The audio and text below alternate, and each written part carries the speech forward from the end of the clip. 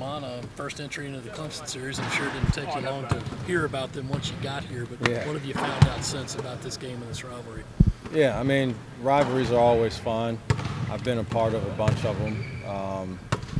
When I was at Wisconsin, it was Wisconsin-Marquette. Obviously, we were about an hour and a half away from each other. When I was at the University of Akron, it was University of Akron and Kent State, which is one of secretly a really big rivalry in college basketball. They were only 8 miles away from us, and so it's always fun.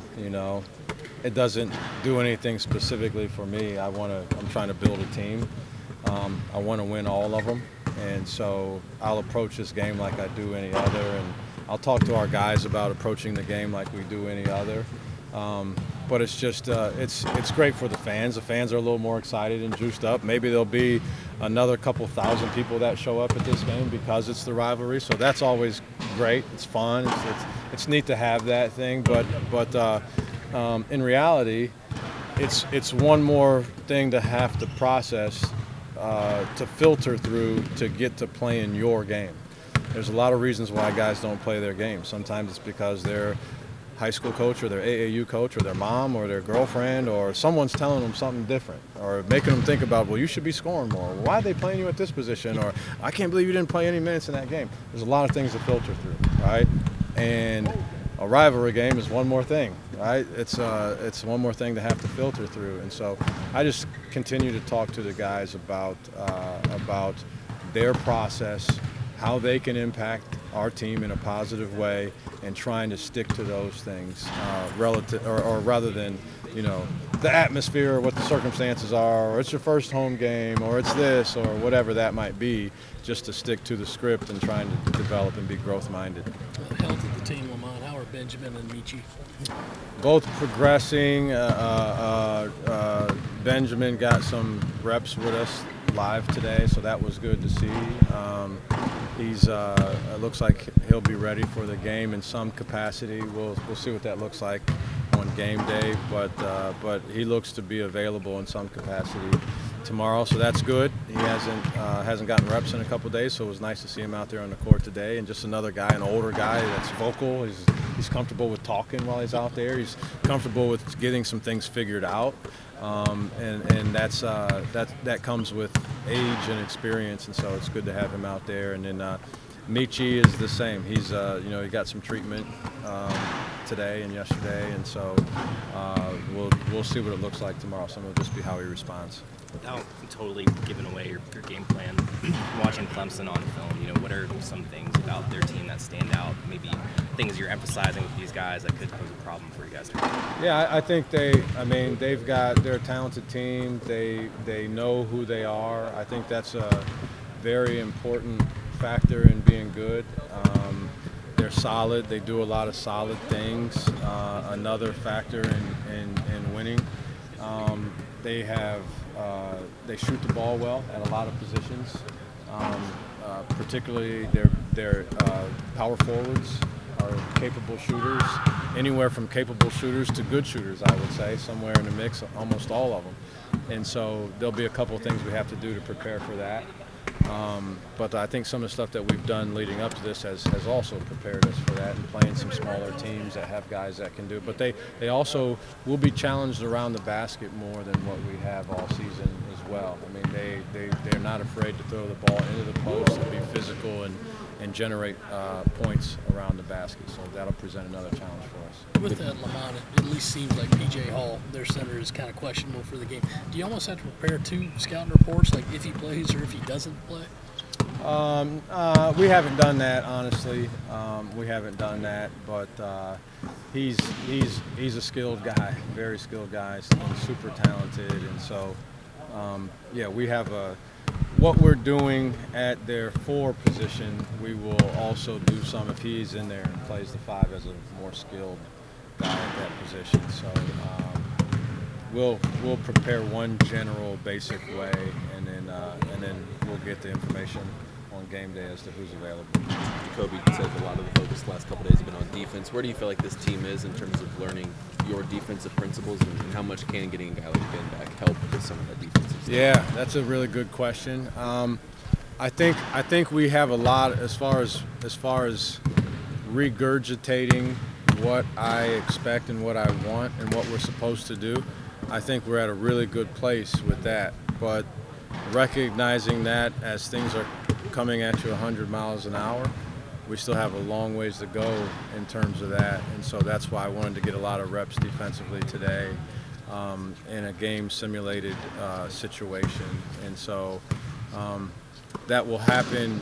That will happen individually. Guys will grow at their own rate, which means that you're also collectively going to grow at the rate of the guys that don't know it as much. So we're constantly spending time and talking about and showing film and again, getting a lot of reps on that. But we've made a lot of progress in terms of just our understanding of what we want. A lot of it at this point will be recognizing when it's coming at you, again, full speed, is recognizing what we're supposed to do.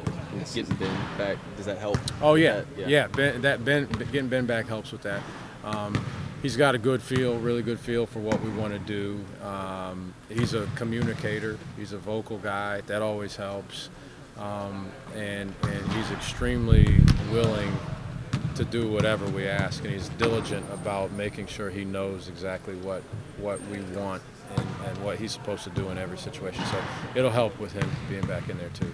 NC State had a lot of success on the three-point shot. Was that more of a function of them hitting some pretty contested, challenging shots, or were you disappointed in how y'all defended it? It was a little bit of both. I mean, there were a couple times where we gave them too good of a look. Even a couple that they missed, honestly, is how I try to evaluate it. There were a couple that they missed that no way they should have gotten that look based on what our principles were. And then there were a few, multiples, that's like, you're going to hit that, you're going to hit that. What are you going to do? You can't stop that from going in. If you contest it any more than that, you're going to foul. So I think it was a combination of both, but I give them a lot of credit because those guys made some shots. I mean, some really, really difficult shots, and they made them when they needed them most. Some of your guys were talking about those opening game jitters and just kind of how much they felt them the other night. Do you expect the jitters to subside a little bit more now that they have a game under their belt? Hopefully, yeah, I think so. I think that's what this whole process is in terms of doing an inter-squad scrimmage, doing a simulated game that you do in an exhibition style, and then opening up, and then at some point, right, there won't be jitters. At some point, you'll be a senior, and you won't have jitters as you go into the game, right? It'll be just about what your game is. I think it's experience after experience after experience, and so as we get into it, hopefully there'll be a few less in this game. And then as we progress, even fewer jitters. At some point, hopefully those will subside completely. You sent Colin and Arden yesterday. Just what do you like about those games and how excited are you to kind Yeah, of bring them in? man, I talked to both of those guys yesterday. Great kids. I'll tell you, in my experiences, the want to be somewhere is the determining factor, by and large, as to how successful your tenure is there. It's the number one factor. And those guys really both want to be there, both really excited, and it's a big day for young guys, right?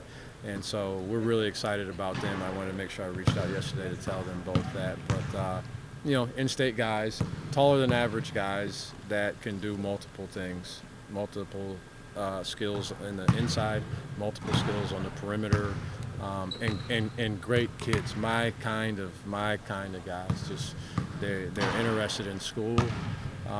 They take that seriously. They have perspectives and views in life. They have their own opinions. They're serious about basketball. They respect and fear to some degree the people that brought them into this world. It's just a lot of qualities that I value that don't have anything to do with basketball. So we're really happy to have those guys. Speaking of young guys, what were your impressions of what you saw from Zach Davis and Daniel Hankinson for the other night? It seemed like Davis especially had a couple nice passes, some rebounding there too. What did you think of those guys? Gigi's young also. You didn't ask me about him too. Well, I figured you got enough Gigi questions. He's the youngest in the country, they told me. I didn't know that. and we're researching it. I think I coached the oldest player in the country last year, Josh Ianni at Chattanooga. He was 25 in about 3/4. So, but amazing. But I was really happy with the young guys. They're great. Our young class, I've said this multiple times, I'm extremely happy with our young class, with who they are. as people. I like being around them. I really enjoy being around them. That's probably the number one thing I like is being around them. And as far as their potential as basketball players is through the roof, all three of them, honestly.